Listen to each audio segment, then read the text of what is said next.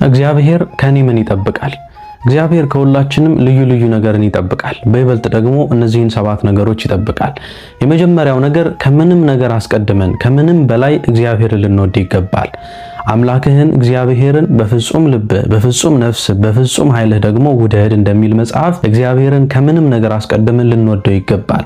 ከምንም ነገር አስቀድመን ልናቀርበው፣ ከምንም ነገር አስቀድመን ልናውቀው ይገባል። በሁለተኛነት ደግሞ ንስሐ እንድንገባ፣ ከወደቅንበት እንድንነሳ፣ ከጨቀየንበት ደግሞ እንድንነጻ ይፈልጋል። ምክንያቱም ሊያወርሰን የሚፈልገውን መንግስተ ሰማያት መቅረብ ደግሞ ወይም ደግሞ የመንግስተ ሰማያትን መምጣት ሲናገር በሰላም በክብር የሚሰጠንን ትልቁን ያችን የምናፍቃትን ሰማያዊት ቤትን እንዲሰጠን በንጽህና መጠበቅ አለብን። በንጽህና መሆን አለብን። ስለዚህ በሁለተኛነት ንስሐ እንድንገባ ይፈልጋል። በሶስተኛነት ደግሞ በቅድስና መኖርን ከኛ ይፈልጋል። ቅድስናን ከኛ ይፈልጋል። ቅዱሳን እንድንሆን ይፈልጋል። ምናልባት ይህ ቃል ሲመጣ እጅግ በጣም ሩቅ ይመስለናል። ነገር ግን እግዚአብሔርን አምኖ ልቡን ንጹህ አድርጎ ወደ እግዚአብሔር የሚቀርብ ሰው የቅድስና መንገድን ለመያዝ እግዚአብሔር ደግሞ እያበረታው እንዲቀጥል የሚችልበትን አቅም ያገኛል።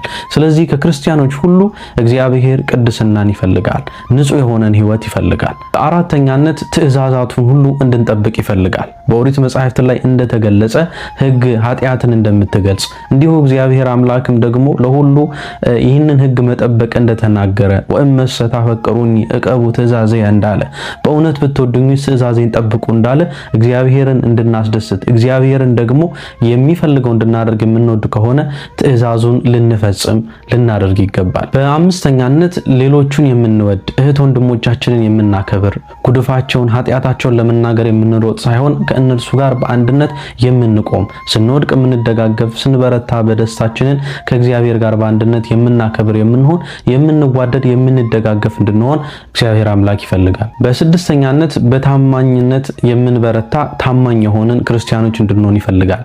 በስራችንም ሊሆን ይችላል። በሁሉም መንገዳችን ላይ በጥቂቱ ታማኝ የምንሆን ከሆነ በብዙ ሊሾመን የሚፈልግ አምላክ ስላለን ታማኝነታችንን ይመለከታል። በሰባተኛነት እንደ ፍቅር፣ እንደ ደስታ፣ እንደ ሰላም፣ እንደ ቸርነት ያሉትን እነዛን ቅዱስ ጳውሎስ ደግሞ በመልእክቱ ላይ እንዳስቀመጣቸው የመሰሉትን መንፈሳዊ ፍሬዎች የምናፈራ መልካም ፍሬ የሚገኝብን የሆንን ክርስቲያኖች እንድንሆን ይፈልጋል። እውነት ከሆነው ልዩ ከሆነው ቅርንጫፍ ላይ ያለን ክርስቲያኖች ነንና መልካም የሆኑ ፍሬዎች ከኛ ይጠበቃል።